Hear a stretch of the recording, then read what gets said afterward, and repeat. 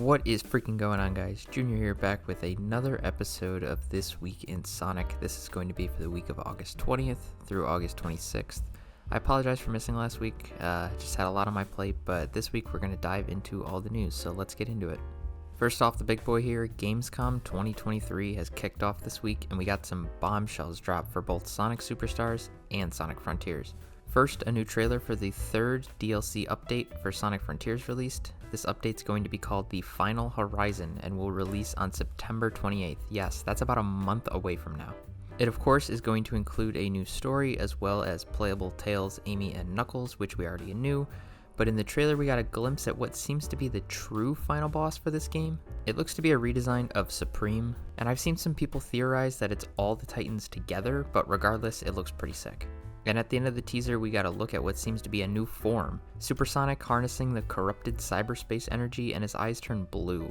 Now, whether you're calling this Supersonic 2, Super Duper Sonic, or something else, I think we can all agree that this update is going to be insane, and I'm definitely going to be checking this one out when it drops, possibly streaming on Twitch, but if not, I'll definitely be dropping a video about it. On the Sonic Superstars side, we got another trailer and finally a release date. Sonic Superstars is going to release on October 17th. Yes, that is the same date as some of the leaks that dropped prior, but it's still nice to have an official confirmation now. We also got a better look at the battle mode in the game and the customization as well, with a discreet acknowledgement of Metal Knuckles, which is pretty cool. Alongside all of that, we got our first look at the goodies included in the digital deluxe version of the game. This includes more LEGO skins, the Mecha Sonic custom parts for battle mode, a digital art book and mini soundtrack, bonus main menu wallpapers, and a rabbit skin, which, if you didn't know, is based off the original design for Sonic way back in the day. The standard version of the game is still $59.99 USD, and this digital deluxe version is going for $69.99 USD, so for $10 more, I think you get a pretty solid haul of goodies. And if you're in Asia, the limited edition of Sonic Superstars will include a Sonic figure, a signed original artwork reproduction of Sonic artwork, and an acrylic stand featuring the game's cover art. Last bit of news involving Gamescom, the Sonic statue from the old theme park Sega World London was discovered and restored, and he made an appearance at Gamescom. The theme park was only open for a couple of years, but it's nice to see such an iconic piece of Sonic history restored. In other Sonic game news, Sonic Origins Plus got an update, and a surprisingly solid one at that.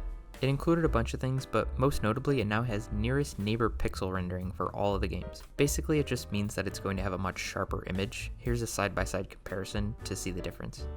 On to the merch. If you collect the Jakks Pacific 2.5-inch checklane figures, well, now they'll be getting new packaging.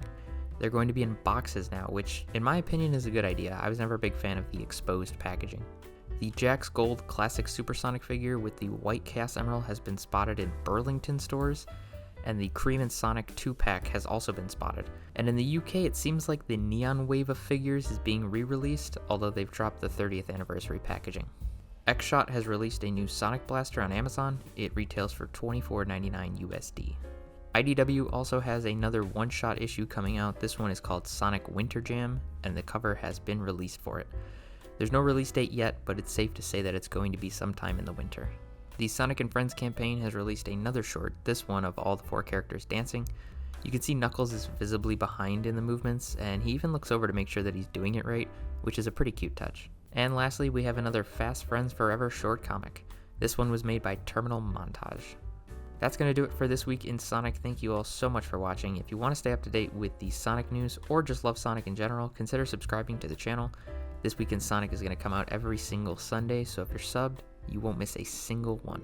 Thank you all for watching, and I'll see y'all in the next video.